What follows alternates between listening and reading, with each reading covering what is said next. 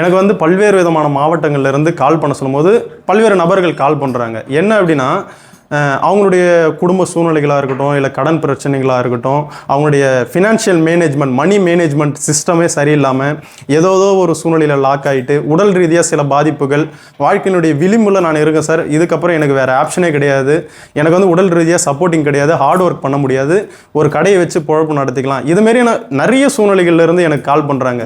ஒரு கட்டத்துக்கு மேலே நான் யோசிக்க போனது என்னென்னா, நான் இந்த ஃபீல்டை நான் சூஸ் பண்ண இல்லையா, ஒரு அரசு வேலையை நான் திறந்துட்டு இனி மொபைல் சர்வீஸ் ஃபீல்டு தான் நமக்கு வந்து சப்போர்ட் பண்ணணும்னு நான் நம்பி வந்த மாதிரி அவங்க என்னையை நம்பி வராங்க. என்ன அப்படின்னா, இந்த மொபைல் சர்வீஸ் ஃபீல்டு நான் எப்படி சூஸ் பண்ணி நான் சக்ஸஸ் பண்ணுறனோ நானும் அந்த இன்புட் அவங்களுக்கு கொடுப்பன்ற நம்பிக்கையில் தான்.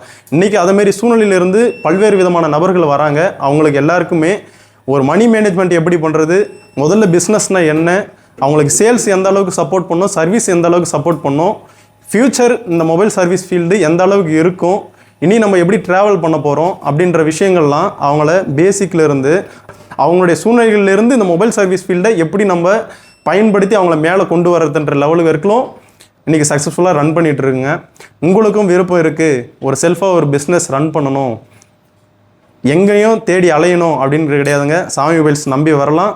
நான் உங்களுக்கு சரியான வழிகாட்டுதல் தருவேன். நன்றி, வணக்கம்.